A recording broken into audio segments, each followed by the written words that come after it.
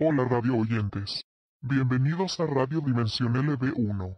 Mi nombre es Danmeri y presento mi programa radial El futuro utópico o distópico, posible o no. Un programa radial sobre tecnologías y el impacto sobre la sociedad, las plataformas económicas, el universo político y el proceso cultural. Pensamientos, opiniones que puedan servir para generar un rico intercambio de ideas, un análisis que nos llene de dudas y aliente la búsqueda del conocimiento y su experimentación. Nuevamente bienvenidos.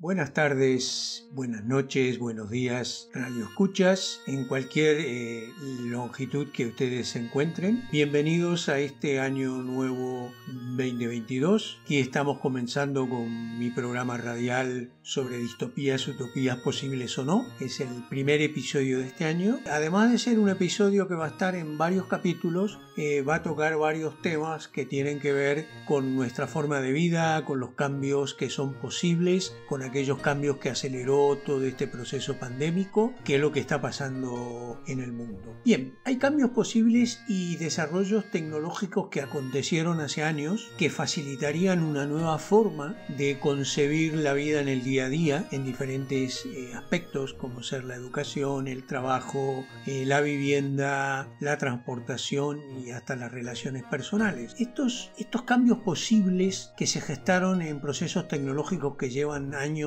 madurando fueron un poco acelerados por todo este proceso pandémico que significó el COVID y que nos hizo ponernos o apresurar cualquier cambio que necesitemos realizar para poder continuar desenvolviendo nuestra vida dentro del proceso de confinamiento restrictivo que producen las grandes pandemias. Bien, pero ¿cuáles son estos nuevos conceptos, no? Uno de ellos es la vivienda, por ejemplo. La vivienda debe evolucionar de una idea de propiedad privada a un concepto en el cual lo que debemos resolver es el problema del alojamiento. Esto tiene cambios significativos, aunque parezcan un problema de palabras, tiene cambios muy significativos a nivel real. Una cosa es ese concepto de la vivienda como propiedad privada, dije, y que además estaba basada en espacios muy grandes, heredados de la época medieval, casas con muchas habitaciones, espacios extendidos, que hoy han perdido vigencia, que han sucedido dos cosas, ¿no?, que nos hacen ver que debemos cambiar este concepto para poder evolucionar en un sentido de mejor calidad de vida para todos los seres humanos. Anteriormente la vivienda, por ejemplo, y voy a dar ejemplos muy simples de todos los temas que luego en cada programa vamos a ir hablando en particular, decía la vivienda estaba basada en la extensión de la superficie frente a un criterio de prestación tecnológica. Es decir, la gente sigue comprando casas de 150 metros cuadrados, 200 metros cuadrados, simplemente porque cree que cuanto más superficie tiene, mejor va a vivir. Sin entender que necesariamente cuanto más superficie tiene, más gastos va a tener en la adquisición de esa superficie, de esa vivienda, y más gastos en el amoblamiento y en el mantenimiento de la misma. Las casas están llenas de habitaciones de huéspedes que no se usan nunca o una o dos veces en el año, que hasta saldría más barato regalarle una noche en hotel a nuestros huéspedes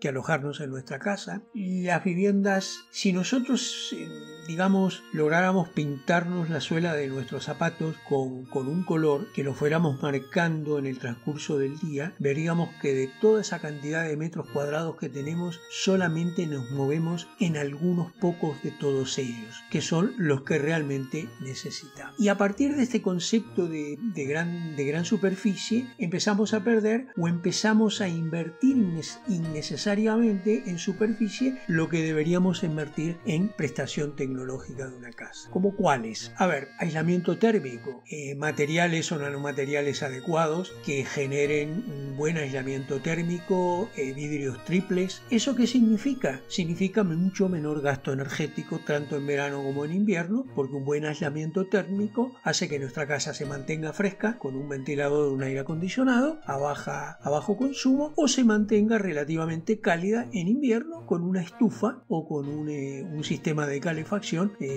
consumiendo poco. El aislamiento térmico es fundamental, es vital, es ahorro, es economía y es confort. Las casas deberían tener, o los apartamentos, grandes ventanas, además de ventanas claraboyas. La idea es crear un ambiente iluminado naturalmente todo el día, que durante el día no necesitemos encender luces en ninguno de los ambientes de nuestra casa. Y eso significa nuevamente un gran ahorro energético para nuestro bolsillo o para la posibilidad de instalar algún tipo de fuente energética que, junto al ahorro energético, nos permita subsistir sin necesidad de estar conectados a redes caras de energía, como vemos está pasando actualmente, con precios de la energía brutalmente altos. Otra de las cosas necesarias que siempre se dijo y nunca se hizo es que las casas tienen que tener orientaciones geográficas adecuadas. Esto significa que el sol cuando sale debe dar por el frente, y cuando el sol está en el poniente, en la parte trasera de la casa. Hay que hacer que las casas tengan una orientación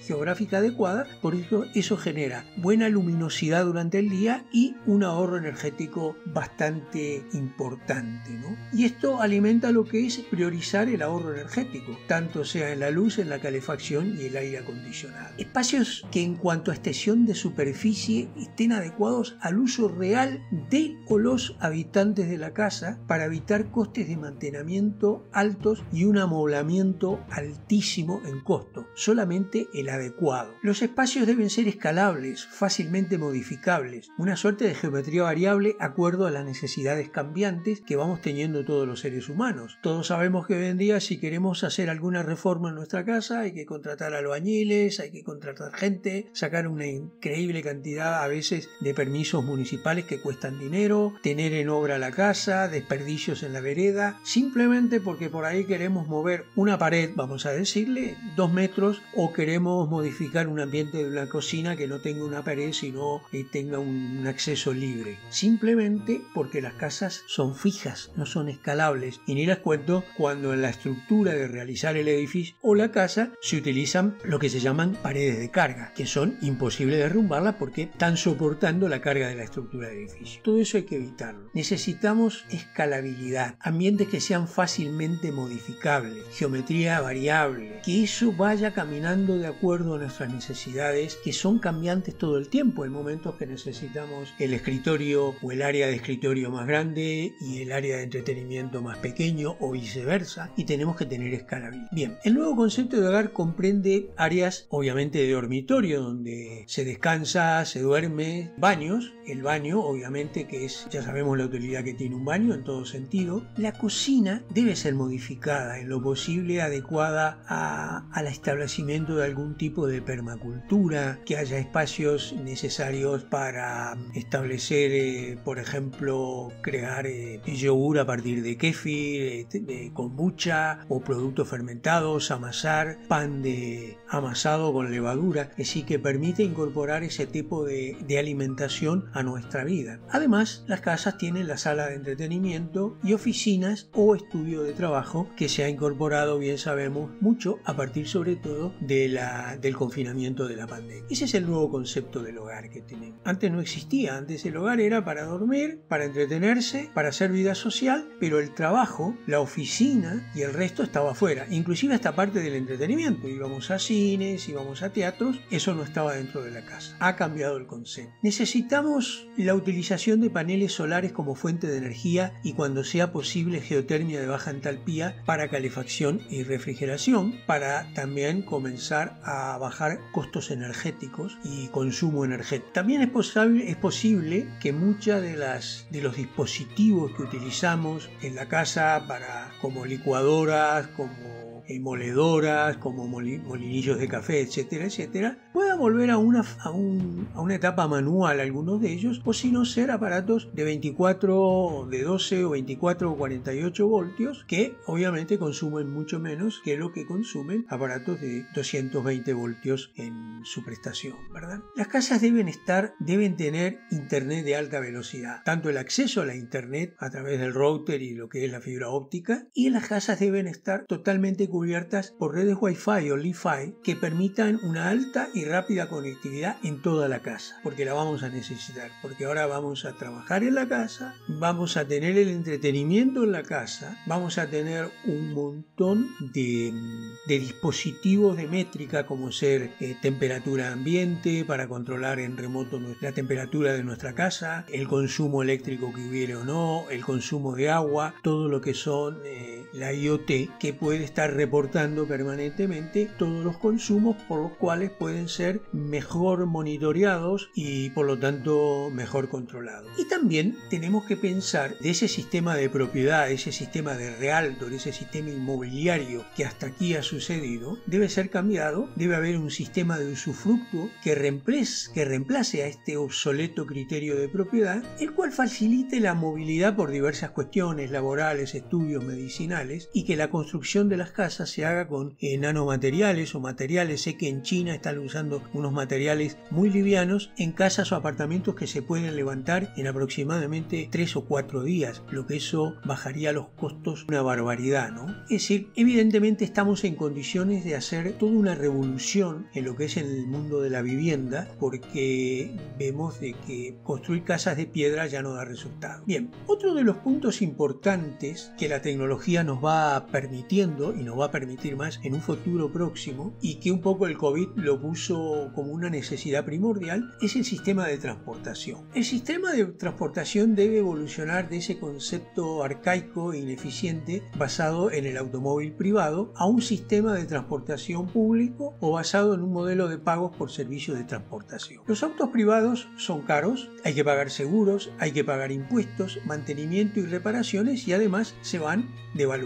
Además, los automóviles, a excepción de los taxis o servicios de remises o como Uber, pasan una gran cantidad de tiempo estacionados. Recuerden que barco parado no gana flete. Un sistema eficiente de transportación descongestiona la circulación de la vialidad urbana, generando menor cantidad de tiempo para el traslado de punto a punto. No convertiremos las veredas públicas en aparcamientos privados, menor contaminación ambiental y menor ruido urbano. Estas son todas ventajas bien concretas, no son ventajas inventadas. Esto a su vez, como descongestionaremos las calles, la vialidad urbana, las calles por las que circulan los autos, las descongestionaremos, nos permitirá planificar, por ejemplo, bicisendas, sendas para patines, para patinetas, y tendremos mayor posibilidades de comenzar a desenvolver o que las ciudades sean recorridos por vehículos autónomos, tanto públicos como tranvía, trolebuses, como autos que pertenezcan a compañías y que autónomamente sean un servicio que tú puedas contratar por algún tipo de pago mensual o anual o como sea. Esto a su vez, estos vehículos autónomos que van a estar todo el tiempo trabajando, porque te van a llevar a ti y luego llevarán a otro, van a estar todo el tiempo trabajando, van a su vez alimentar un mayor descongestionamiento de la vialidad urbana y por supuesto un menor estacionamiento en todo lo que son las calles para peatones, bicicletas o patinetas. Necesitamos con esto impulsar los transportes eléctricos, bicicletas, monopatines, que ayudarán a cambiar toda la eficiencia en el uso de un nuevo sistema vial. Otro de los puntos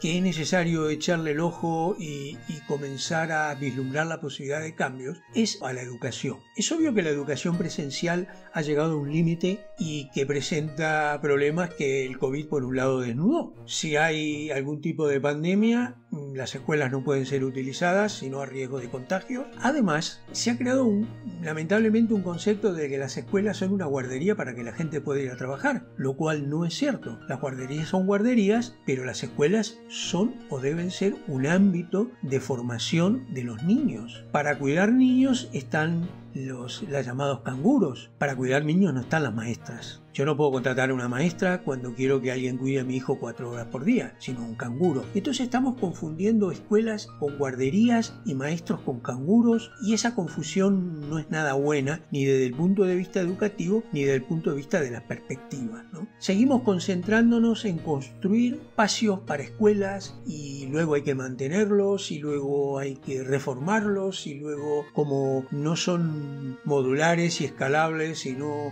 tienen que entrar en procesos procesos de reformas, todo ese famoso lío que es una cantidad de dinero que, como siempre, aquello que tú mal diseñas, luego tienes que vivir manteniéndolo y pagando con un costo elevado. Es preferible un buen diseño, gastar en un buen diseño, que no gastar luego en un mal mantenimiento. Pero bueno, la pandemia puso en evidencia la necesidad de instaurar una educación a distancia a todo nivel, que a su vez permite otras cosas. Entre ellas, permite que tanto los docentes como los alumnos puedan concentrarse en los aspectos importantes de su proceso de aprendizaje, ¿no? Esto va a servir para poder y cuestionar un montón de programas educativos obsoletos que no tienen ningún sentido, programas que han tomado al alumno como una caja donde hay que ponerle datos que seguramente al poco tiempo va a olvidarse. Hemos alejado al alumno de la lectura, hemos alejado a los alumnos de pensar, de juegos como el ajedrez, de jugar al Go,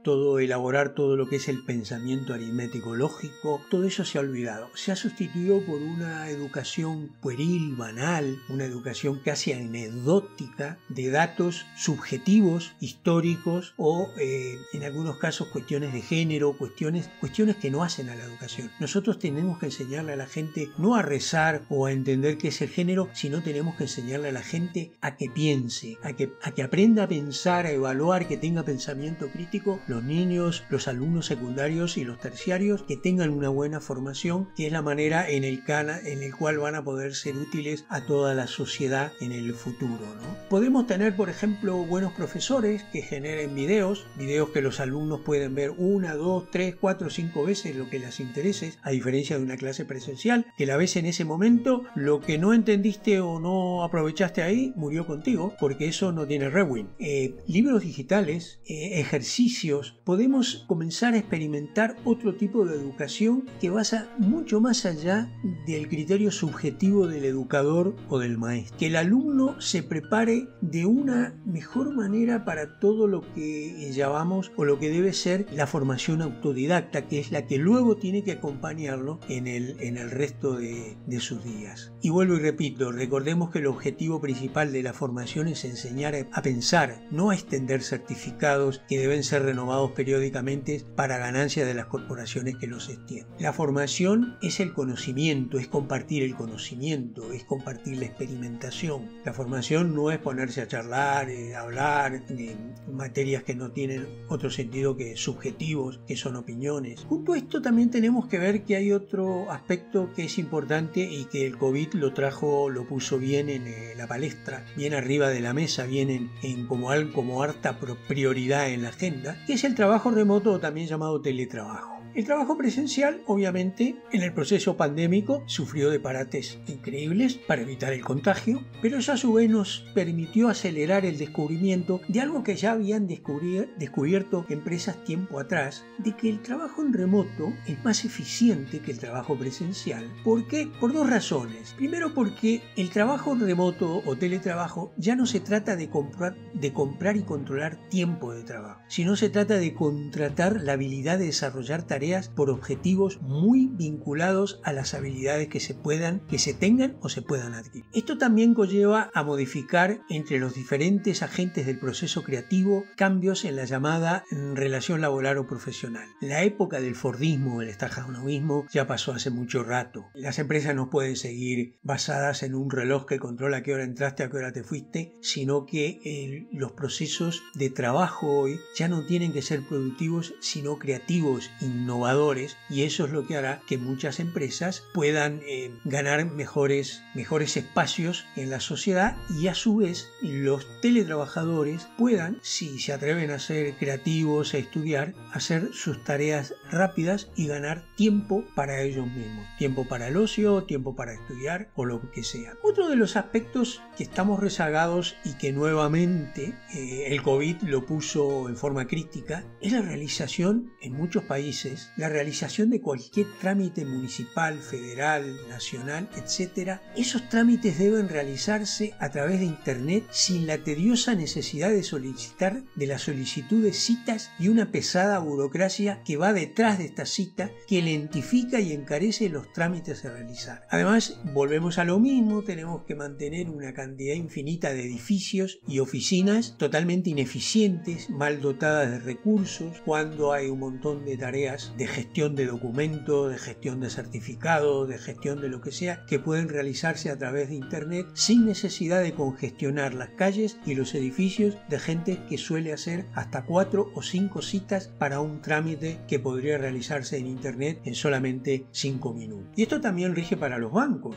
El otro día en un banco tuve que hacer un trámite y me querían mandar un código, pues le dije, oye, mándamelo por Internet, mándamelo por una mensajería. No, tenía que ir al banco. Cuando fui al banco, una vez que entré al banco, resulta que ahí había un problema porque habían detectado a alguien infectado con COVID y toda esta historia. Imagínense ustedes, los bancos también, el dinero también debería tener su transformación.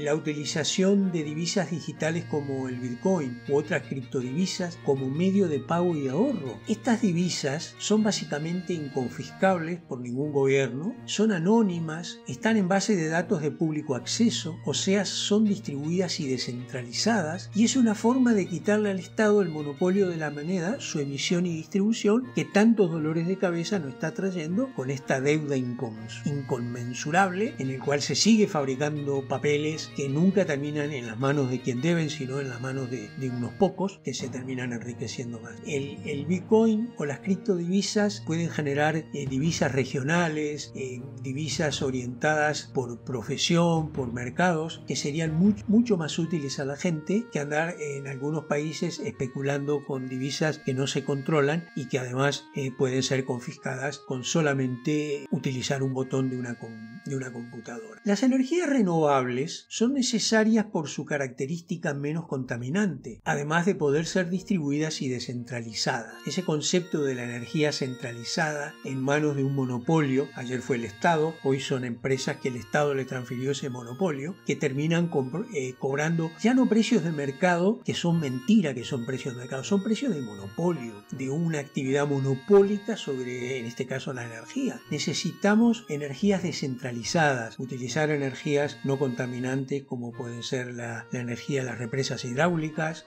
utilizar eólica, utilizar energía solar, utilizar geotermia. Tenemos un montón de energías renovables que, si bien no son baratas, porque baratas no son por cierto, pero sí pueden ser descentralizadas y distribuidas, y cada persona puede comenzar a gestionar su propia provisión de electricidad.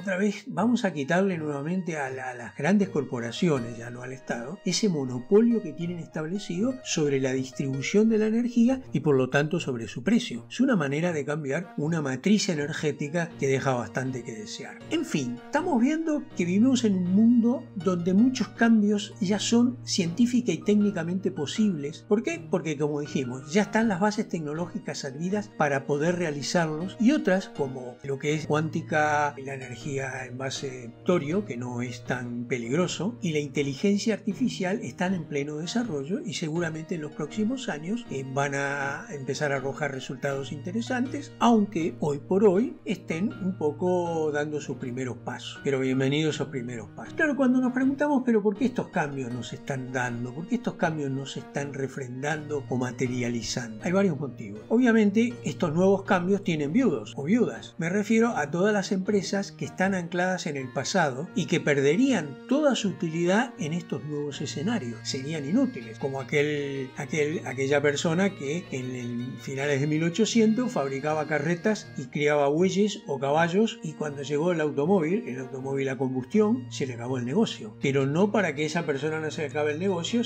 deberíamos haber seguido teniendo hoy carretas, diligencias, carruajes y caballos, porque sinceramente las urbes, con la cantidad de gente que tienen, estarían tapados de mierda, de bosta de caballo. Es decir, pero esto a lo que mucha gente se refiere, dice, no, pero esto no puede ser porque es un modelo de negocio que no está establecido. Este no es un problema de modelo de negocio, negocio. Esta es una lucha cultural entre lo viejo, que finalmente debe morir y se resiste a hacerlo, y lo nuevo, que necesita finalmente nacer y le cuesta hacerlo. A no confundirnos, es una batalla cultural en toda su regla. No es un problema de negocio, de todo. Y aparte también es necesario que empecemos a explorar la idea de reformular o redefinir las cuestiones económicas, todos los procesos sociales. Hay gente como la de economía FI que está impulsando una economía orientada a objetivos, orientada a otras cosas que no sea la productividad y la prosecución de ganancias, en un mundo que finalmente terminamos construyendo muy pocos ricos, millonarios, y una gran cantidad de pobres que cada día pueden vivir en condiciones más inhumanas o más duras. Bien, todos estos temas los vamos a ir tocando en distintos episodios. Este es el comienzo, era para dar una idea de esta nueva saga. También vamos a realizar reportajes a arquitectos, a tecnólogos, amigos de blockchain que nos pueden aportar sus conocimientos en ese sentido para que podamos discutir que todas estas transformaciones ya pueden ser llevadas adelante, ya pueden ser posibles, y que es mentira eso de que son imposibles de realizar. Recuerden que el mundo del futuro no se va a basar en la productividad, sino en la creatividad que tenga una sociedad, un país, una empresa, una fábrica en realizar determinadas tareas. Y la creatividad viene de enfocar todo lo que son los procesos de construcción de riqueza y todos los procesos educativos y de vivir en sociedad de un modo distinto. También vamos a hablar, y esperamos contar con la asistencia de una psicóloga amiga muy buena, vamos a hablar también de cómo las relaciones interpersonales, aquellos conceptos como relaciones de familia o relaciones de pareja o matrimonios o relaciones padre-hijo o relaciones de amante, etcétera, se han dado en la vida y cómo a partir de ahora también van a ser profundamente modificadas. Bien amigos, creo que el tema es bastante audaz. Todo lo que vamos a decir aquí no es para generar una doctrina, simplemente es para debatir, para que confrontemos, para que pensemos críticamente, para que nos informemos y podamos llegar a conclusiones que no sean vivir todo el tiempo repitiendo lo que dicen algunas usinas por ahí de forma muy interesada, tanto económicamente como políticamente, y que nosotros nos convertimos en difusores acríticos, en difusores sin pensar, repetimos eso. Amigos, muchas gracias, Radio Escuchas. Vamos a comenzar la próxima semana con el primer capítulo, el primer episodio sobre el problema de la vivienda. Luego vendrá un reportaje a un arquitecto amigo y así seguiremos abarcando o tomando los otros temas que son necesarios. Les pido que participen de nuestras páginas web, que pongan comentarios, y alguno que quiera participar de un programa que me avise y con gusto le invitaré. Muchas gracias, Radio Escuchas. Un abrazo grande, que el 2022 sea lo que tenga que ser, porque sea lo que sea lo vamos a tener que enfrentar. Así que no a ser ingenuos ni tampoco a ser pesimistas. Muchas gracias y hasta la próxima.